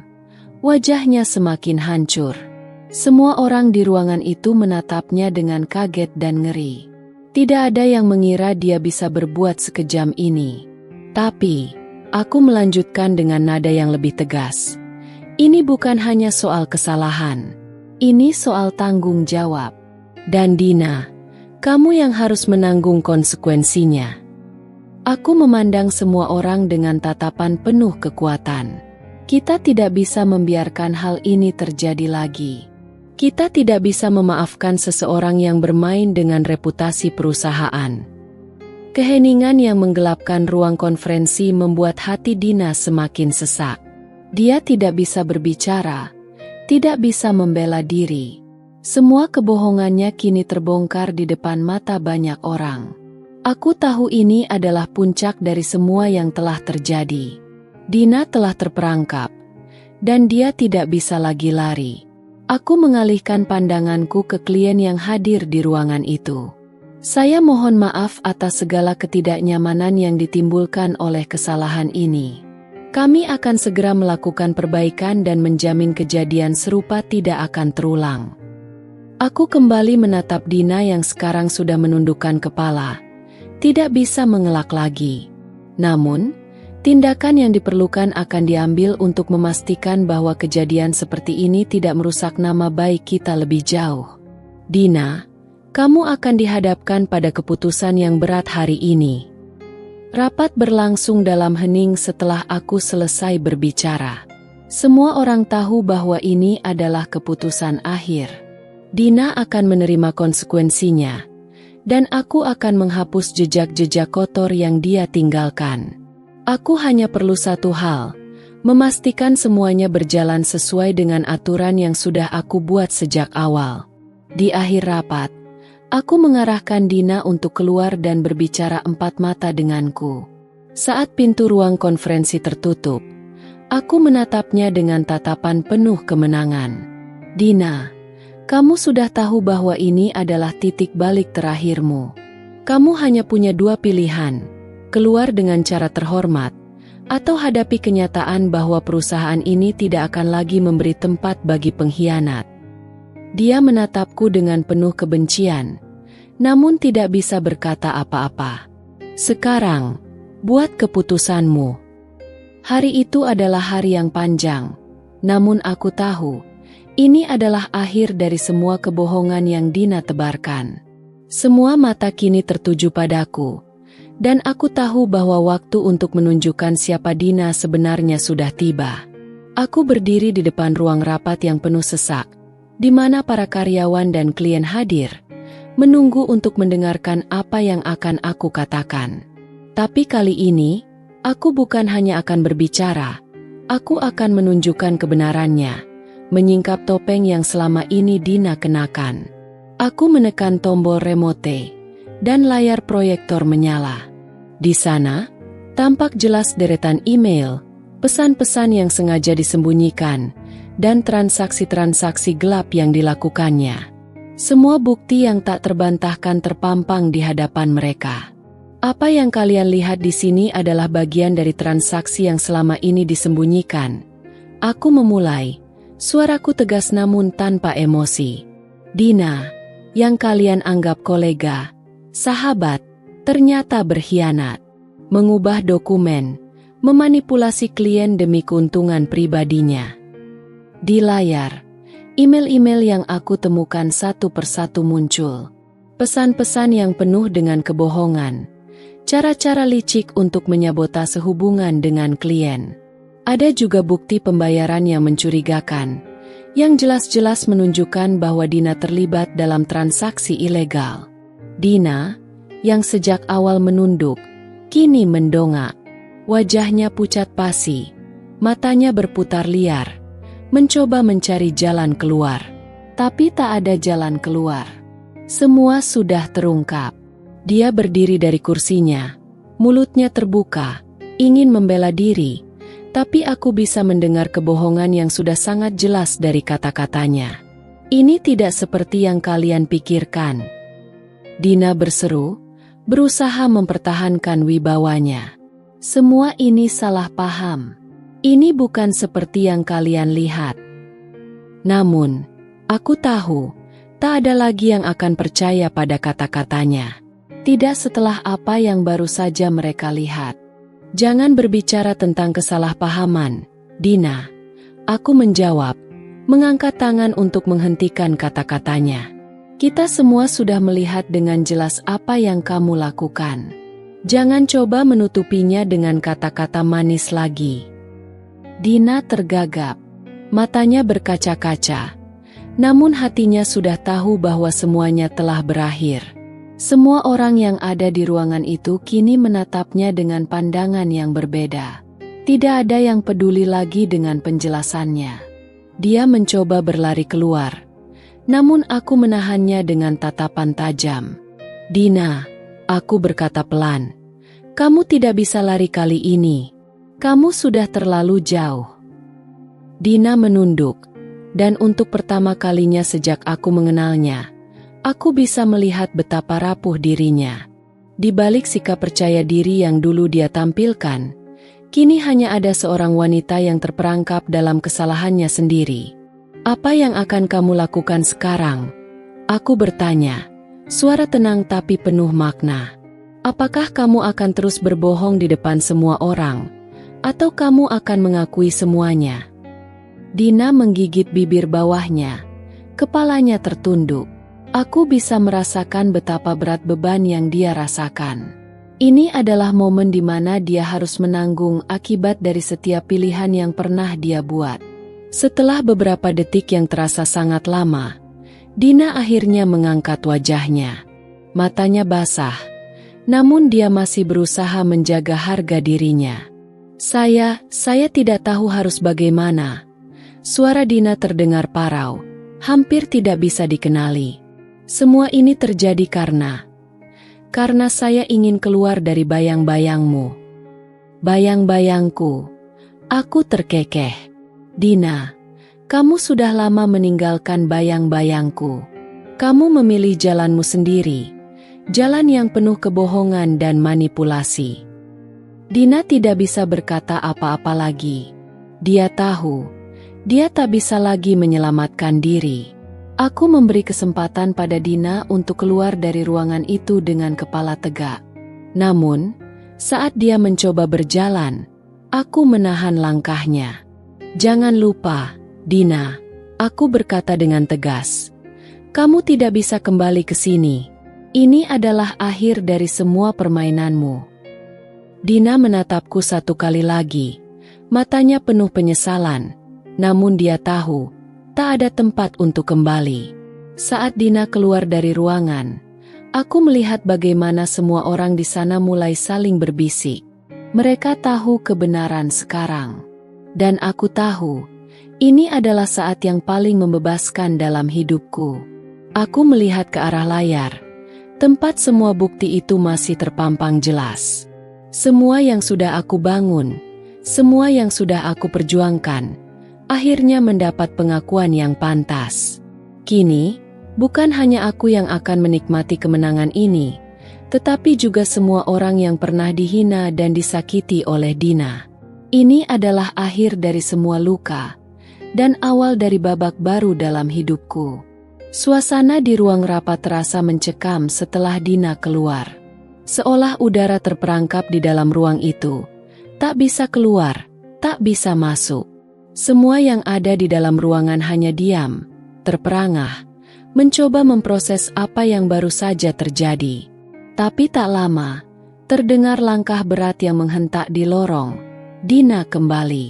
Tapi kali ini, dia tak lagi berjalan dengan kepala tegak. Wajahnya basah oleh air mata.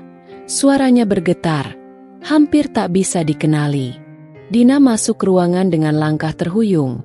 Tubuhnya gemetar, seolah dunia yang selama ini dia bangun runtuh dalam sekejap. "Maafkan aku, tolong, aku minta maaf," katanya dengan suara yang tercekat, terisak. Aku tak tahu apa yang harus aku lakukan sekarang." Dia jatuh berlutut di hadapanku. Tangannya terangkat, gemetar, seolah memohon belas kasihan. Namun, matanya yang penuh ketakutan tak mampu lagi menutupi apa yang sebenarnya terjadi. Tidak ada lagi yang bisa mengubah apapun. Semua yang ada di ruangan kini hanya menatapnya. Mereka tak lagi melihat sosok Dina yang dulu tampak anggun, cerdas, dan penuh percaya diri. Yang ada kini hanyalah seorang wanita yang terjebak dalam tindakannya sendiri, terjerat dalam kebohongan yang tak bisa lagi ditutupi. "Kenapa kamu melakukannya, Dina?" Aku bertanya dengan suara datar, tak terpengaruh oleh tangisan dan permintaannya. "Kenapa kamu hancurkan semuanya hanya untuk mendapatkan sedikit keuntungan pribadi? Kenapa kamu tega melihat orang lain menderita hanya untuk kesenanganmu sendiri?" Dina mengangkat wajahnya, matanya penuh dengan air mata, namun tidak ada lagi kata-kata yang bisa keluar dari bibirnya. Dia hanya bisa menangis, terisak, dan menyalahkan dirinya sendiri, tapi itu sudah terlambat. Tidak ada lagi ruang untuk pengampunan. "Kenapa aku tidak pernah melihatmu seperti ini sebelumnya?" Aku bertanya, suara penuh kebingungan. Namun pada akhirnya aku tahu jawabannya. "Karena kamu tidak pernah peduli. Kamu hanya memikirkan dirimu sendiri." Dia tidak bisa menatapku lagi. Tatapannya beralih ke lantai, seolah tak ingin melihat siapapun. Semua orang di ruang itu tidak lagi merasa kasihan padanya. Mereka hanya merasa jijik, karena semuanya sudah jelas. Mereka tahu apa yang dia lakukan. Mereka tahu betapa kejamnya dia terhadapku. Dan sekarang mereka melihat apa yang sebenarnya ada di balik topeng itu. Semua mata yang menatap Dina penuh dengan penghinaan. Ini adalah saat yang dia takutkan. Dia merasakan apa yang dulu aku rasakan. Rasa dipandang sebelah mata, dihina, dipermalukan di depan banyak orang. Semua yang dia lakukan kini kembali kepada dirinya, seperti bumerang yang akhirnya mengenai dirinya sendiri. "Apa yang sekarang ingin kamu katakan, Dina?" Aku bertanya dengan nada tajam. "Mungkin kamu ingin mengatakan ini semua adalah salahku? Mungkin kamu akan berkata bahwa aku yang membuatmu jadi begini?" "Tidak, Dina. Semua ini adalah hasil dari pilihanmu sendiri." Dina menundukkan kepalanya lebih dalam. Tubuhnya makin terkulai lemah. Tangisannya makin keras. Seolah tubuhnya tak lagi kuat menanggung segala sesal dan penyesalan yang datang terlambat. Kenapa aku harus merasakan ini sekarang?" katanya. Suaranya bergetar, hampir tak bisa dikenali lagi. "Kenapa semuanya berbalik seperti ini? Setelah semua yang aku lakukan, apa yang harus aku lakukan sekarang? Aku sudah kehilangan semuanya." Aku berdiri dan berjalan mendekat ke arahnya. "Kehilangan? Kamu baru menyadari itu sekarang?" Semua orang yang kamu hancurkan, semua yang kamu tinggalkan, mereka sudah merasakan lebih dari itu. Mereka sudah lama merasa kehilangan. Dina, kamu hanya tidak pernah peduli. Aku berhenti di depannya dan menatapnya 1 detik penuh. Kamu harus menerima semua ini, Dina. Semua yang terjadi sekarang adalah akibat dari pilihanmu sendiri. Aku tak bisa membantumu lagi. Dina terisak. Suara tangisannya kini semakin keras, lebih memilukan. Tapi aku tidak merasa kasihan. Aku tidak bisa. Aku sudah terbakar oleh dendam yang lama terpendam. Aku sudah menunggu saat ini begitu lama. Dina, kamu tidak punya siapa-siapa lagi. Semua orang yang pernah percaya padamu kini sudah pergi. Aku berkata dengan suara penuh kepastian. Dan kamu tidak akan bisa kembali ke dunia yang dulu kamu kenal. Dengan itu, aku berbalik dan melangkah pergi dari ruangan itu. Aku tak menoleh ke belakang. Semua yang terjadi sudah cukup jelas. Tak ada lagi alasan untuk merasakan kasihan. Tidak ada lagi ruang untuk Dina dalam hidupku. Dina tetap terdiam di lantai, terisak, menangis sejadi-jadinya. Tapi ini adalah tangisan terakhirnya. Tangisan seorang wanita yang terjebak dalam kesalahan dan kebohongan yang tak bisa diperbaiki lagi. Suasana di ruangan itu masih tegang, bahkan setelah Dina pergi. Namun, aku tahu bahwa saat itu adalah akhir dari segala sesuatu. Tak ada lagi yang perlu dibuktikan. Semua yang ada di sini telah menyaksikan apa yang dia lakukan. Dan kini saatnya bagi Dina untuk merasakan akibat dari setiap pilihan buruk yang telah dia ambil. Aku tidak mengusirnya. Tidak, itu terlalu mudah.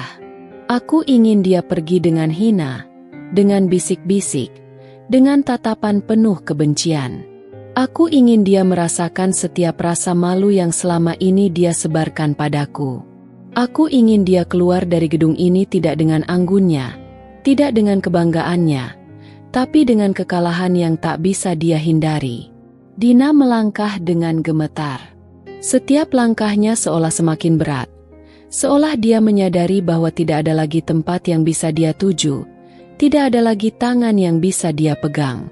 Semua orang yang pernah dia tipu, yang pernah dia lukai, kini menatapnya dengan tatapan yang penuh rasa jijik dan marah. Mereka tak lagi peduli tentang siapa Dina yang dulu mereka anggap teman. Kini yang mereka lihat hanyalah seorang wanita yang berdosa. Aku hanya diam.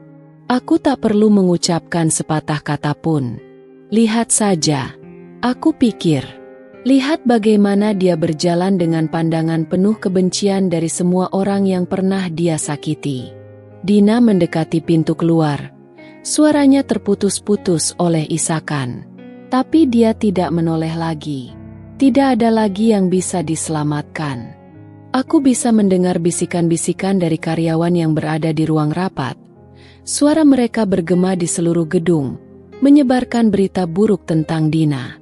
Dia yang dulu kita anggap sahabat ternyata hanya seorang penipu. Salah seorang rekan kerja berbisik. Ini sangat mengejutkan, kata yang lain. Tapi kita tidak bisa membiarkan orang seperti itu berada di sekitar kita. Aku tetap diam, mendengarkan setiap kata yang keluar dari mulut mereka. Setiap bisikan itu adalah tumbukan kecil yang menghancurkan dunia Dina, dan aku menikmati setiap detiknya. Dina berhenti di depan pintu, menoleh sekali lagi. Matanya memandangku dengan penuh permohonan. Namun kali ini aku tak akan tergoda. Tidak ada lagi ruang untuk pengampunan. Tidak ada lagi jalan kembali baginya. Semua sudah berakhir. Apakah kamu benar-benar ingin aku pergi seperti ini?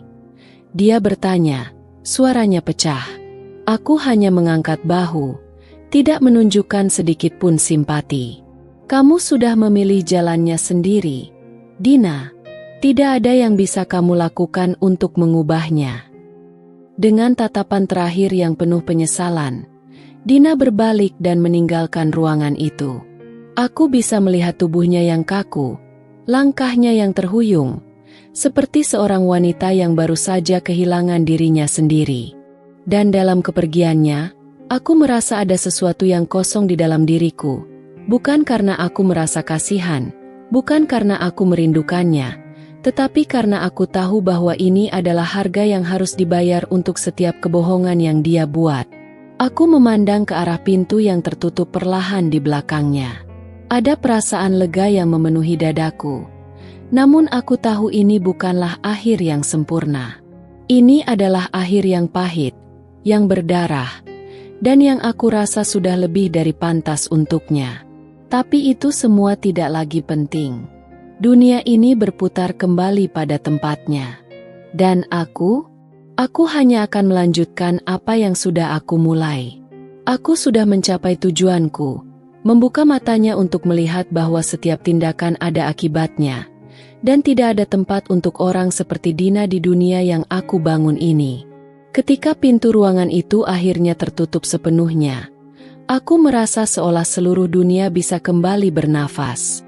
Aku sudah selesai dengan masa lalu, dan kini saatnya melangkah maju, meninggalkan segala luka yang sudah lama terpendam. Aku berdiri di jendela kantor, menatap hujan yang turun dengan derasnya. Air hujan itu menempel di kaca, menciptakan garis-garis yang tampak seperti tetesan air mata yang jatuh tanpa henti. Di luar, dunia tampak buram, seolah mencerminkan perasaanku yang juga masih samar, antara kelegaan dan kesedihan. Ada kelegaan, itu pasti. Dina sudah mendapat balasannya. Semua kebohongan, semua manipulasi yang pernah dia lakukan padaku, kini terbuka di depan banyak orang. Tidak ada lagi ruang baginya untuk menyembunyikan wajah aslinya. Dunia sudah tahu siapa dia yang sebenarnya. Tapi meski begitu, ada sesuatu di dalam dadaku yang masih terasa hampa, sesuatu yang tak bisa hilang hanya dengan melihatnya jatuh. Aku menghela napas panjang, menatap hujan yang tak pernah berhenti. Dendam memang manis. Itu yang selalu aku percayai. Aku sudah lama menunggu momen ini, menunggu saat yang tepat untuk menghancurkan dunia yang dibangun Dina di atas kepalsuan. Tapi, meskipun aku mendapat apa yang aku inginkan, rasanya tetap kosong. Seperti ada bagian dari diriku yang hilang bersama perjalanan panjang itu. Hujan mengalir deras, seolah menyapu segala yang ada. Namun, dalam hatiku, ada sesuatu yang tidak bisa disapu begitu saja. Rasa sakit itu tetap ada, meski dunia sudah berubah. Setiap luka yang ditinggalkan Dina, setiap kata-kata jahat yang dia ucapkan padaku, semua itu masih membekas. Dendamku sudah terlaksana, tetapi rasa sakit yang ditinggalkan oleh pengkhianatan itu tak akan pernah benar-benar hilang. Aku berpaling dari jendela, berbalik melihat kantor yang kini tampak lebih besar, lebih cerah, lebih hidup dari sebelumnya. Semua yang telah aku bangun, usaha, nama, reputasi, semuanya terasa seperti hasil dari perjalanan yang panjang dan penuh perjuangan. Tapi ada bayangan gelap yang masih mengikutiku, seperti noda yang tak bisa dihapus sepenuhnya. Dina, dengan semua kesalahannya, tetap ada di dalam pikiranku, meski aku tak ingin mengingatnya. Dendam. Aku bergumam pada diriku sendiri, mengernyitkan dahi. Dendam memang memberi kepuasan. Tapi kenapa rasanya seperti tidak cukup? Kepuasan itu memang terasa sesaat, seolah memberi aku sebuah kemenangan besar. Namun, setelah momen itu berlalu, yang tersisa hanyalah rasa sepi. Apa yang sebenarnya aku inginkan dari semua ini? Apa yang aku harapkan dengan melihat Dina jatuh begitu dalam? Apa aku benar-benar merasa lebih baik? Tidak ada jawaban yang pasti, hanya ada ruang kosong yang mengendap di hati. Aku menatap keluar lagi, kali ini lebih lama. Hujan sudah mulai mereda, meninggalkan dunia yang lebih tenang. Tapi bagi aku, ketenangan itu tidak datang begitu saja. Seperti hujan yang berhenti, tapi tanahnya tetap basah. Luka-luka itu masih terasa basah dan segar. Aku berjalan kembali ke mejaku, duduk dengan tenang, tapi hatiku masih bergejolak. Dendam memang memberi kemenangan, tetapi ia juga membawa beban yang berat. Beban yang tidak bisa aku lepaskan begitu saja. Apakah aku bisa benar-benar melupakan semuanya? Aku bertanya pada diri sendiri. Tak ada yang bisa menjawab. Hanya ada kesunyian yang menjawab, seolah memberiku jawaban bahwa beberapa luka hanya bisa kita bawa, namun tidak pernah bisa kita sembuhkan sepenuhnya. Aku tahu satu hal, aku telah menang. Dina sudah mendapatkan apa yang pantas dia terima. Namun, kemenangan itu tidak membebaskanku sepenuhnya. Karena terkadang, dendam yang manis itu justru menjadi belenggu bagi diri kita sendiri. Dan aku masih harus belajar melepaskan segala yang tak lagi berharga. Hari-hari berlalu dengan kecepatan yang terasa aneh, terlalu cepat untuk dipahami, tapi juga terlalu lambat untuk dilupakan. Aku sudah berada di tempat yang jauh dari apa yang pernah aku alami. Bisnisku semakin berkembang, namaku semakin dikenal. Aku bukan lagi wanita yang terjatuh dan terluka oleh dunia. Aku bukan lagi korban. Aku tak lagi terbelenggu oleh kenangan lama yang membelenggu pikiranku. Namun, di dalam diriku, ada sesuatu yang tak bisa kuabaikan. Aku tidak lagi menjadi korban. Itu sudah pasti. Aku sudah melewati banyak hal. Lebih banyak dari yang bisa aku hitung dengan jari. Aku bukan lagi wanita yang pernah tertunduk, yang menangis karena dihina dan dikhianati. Aku sudah bertransformasi, menjadi sesuatu yang lebih kuat, tapi juga lebih gelap. Tapi, aku sadar, aku juga bukanlah pemenang yang utuh. Tidak sepenuhnya. Aku bukan wanita yang berdiri di puncak dunia dengan bangga dan bahagia, dengan tangan terbuka menerima pujian. Aku tidak merasa utuh. Tidak ada yang benar-benar bisa memperbaiki semua luka ini. Aku hanya wanita yang tersisa, yang masih berjalan dengan membawa beban yang tak akan pernah sepenuhnya hilang. Aku berjalan ke jendela kantor, menatap dunia di luar yang kini tampak sangat berbeda dari hari-hari sebelumnya. Semua yang aku lihat, gedung-gedung tinggi, mobil-mobil yang berlalu, orang-orang yang sibuk dengan kehidupan mereka, semuanya seperti ada dalam dimensi yang berbeda.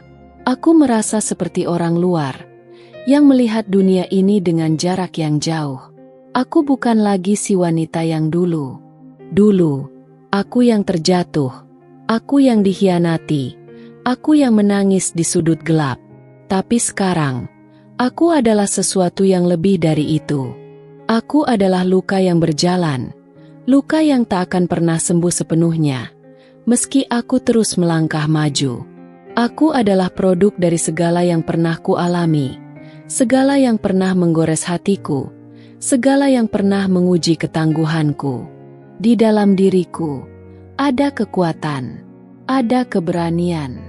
Namun, ada juga penyesalan, kehilangan, dan kesepian yang terus mengiringi setiap langkahku. Aku tahu, tidak ada yang bisa menghapus apa yang sudah terjadi. Dan mungkin itu tidak perlu dihapus. Mungkin aku harus belajar untuk hidup dengan luka ini. Karena, pada akhirnya, luka itu adalah bagian dari siapa aku sekarang. Aku bukan lagi si gadis yang dulu, yang selalu berharap untuk dicintai dan diterima. Kini, aku tahu bahwa tidak ada yang lebih penting daripada kekuatanku sendiri. Namun, juga, aku tahu bahwa kekuatan ini datang dengan harga yang harus kubayar. Harga dari kehilangan, harga dari pengkhianatan, harga dari keinginan untuk membalas yang tak pernah benar-benar hilang. Aku melihat diriku di cermin, mata yang penuh dengan pengalaman yang tak bisa dijelaskan, wajah yang tak lagi polos. Aku tahu bahwa aku telah berubah. Aku bukan lagi korban, tapi aku juga bukan pemenang yang sempurna. Aku adalah luka yang berjalan, dan itu cukup bagiku. Kadang, kita harus menerima siapa kita sebenarnya. Kita harus berhenti mengejar sebuah kemenangan yang sempurna, karena kenyataannya, kemenangan itu tak akan pernah utuh jika kita terus menginginkannya. Aku sudah sampai pada titik di mana aku tahu bahwa apa yang aku miliki sekarang, apa yang aku perjuangkan, adalah hal yang paling nyata bagiku. Itu sudah cukup. Tak ada lagi yang perlu aku buktikan. Aku hanya akan terus melangkah. Aku tahu apa yang aku hadapi. Aku tahu siapa aku. Dan mungkin, suatu hari nanti, aku akan bisa melihat semua ini dengan lebih jernih. Tapi untuk saat ini, aku yang baru sudah cukup. Dina telah membayar harga atas pengkhianatannya. Dengan cara yang tak pernah aku bayangkan sebelumnya, dia jatuh, terperosok dalam segala kebohongan yang dulu dia rajut. Semua orang kini tahu siapa dia yang sebenarnya. Wanita yang tidak bisa dipercaya, yang hidupnya dibangun atas dasar pengkhianatan dan kepalsuan. Setiap tatapan penuh kebencian yang dia terima, setiap bisikan di belakang punggungnya, adalah harga yang harus dibayarnya. Dia telah membayar semuanya, dan tidak ada lagi yang bisa dia lakukan untuk mengubahnya. Namun, aku pun tak lepas dari harga yang harus kubayar. Aku juga telah membayar harga atas dendamku, harga yang tidak terbayar dengan uang atau harta, melainkan dengan kehilangan sebagian jiwaku. Setiap langkah yang kuambil untuk membalas, setiap rasa sakit yang kubawa, semakin membuatku sadar bahwa dendam tidak hanya menghancurkan musuh, tapi juga diri kita sendiri. Aku telah menghabiskan begitu banyak waktu dan tenaga untuk melihat Dina jatuh, tanpa menyadari bahwa aku juga kehilangan sesuatu yang lebih penting dari sekadar kemenangan, kedamaian dalam diriku. Tapi itulah hidup, bukan? Dunia ini tidak memilih siapa yang akan jatuh. Kadang kita terjatuh tanpa alasan yang jelas, dan kadang kita hanya menjadi korban dari takdir yang tak bisa kita kontrol. Namun, yang penting bukanlah seberapa banyak kita jatuh, tetapi seberapa kuat kita bangkit setelahnya. Dunia tidak peduli apakah kita terluka, apakah kita menang atau kalah, tapi dunia akan selalu mengingat siapa yang bangkit dengan penuh luka, sepertiku. Aku tahu aku tak sempurna. Aku tahu, meskipun aku sudah berhasil mengalahkan Dina, aku masih membawa luka-luka yang tak akan pernah benar-benar sembuh. Namun, luka itu menjadi bagian dari siapa aku sekarang. Aku bukanlah wanita yang dulu, yang menangis dalam kesendirian, yang dikhianati dan tak tahu harus berbuat apa. Aku adalah wanita yang bangkit, meski dengan luka yang dalam. Dan itu, menurutku, sudah lebih dari cukup. Dunia akan terus berputar, dan mungkin ada banyak orang yang akan mencoba menjatuhkanku lagi, seperti yang pernah mereka lakukan dulu. Tapi aku tahu satu hal, aku tidak akan jatuh lagi. Karena setiap luka yang aku terima, setiap pengkhianatan yang aku alami, semuanya mengajarkanku untuk menjadi lebih kuat. Aku tidak akan terhenti hanya karena dunia berputar dengan caranya sendiri. Aku telah membayar harga atas semuanya. Dina telah membayar harga atas pengkhianatannya. Tapi di akhir hari, kita semua akan berjalan dengan luka kita masing-masing, dan hanya mereka yang berani bangkit, yang bisa terus berjalan meski dunia memberatkan langkah mereka, yang akan meninggalkan jejak yang tak bisa terlupakan. Dan aku akan terus berjalan.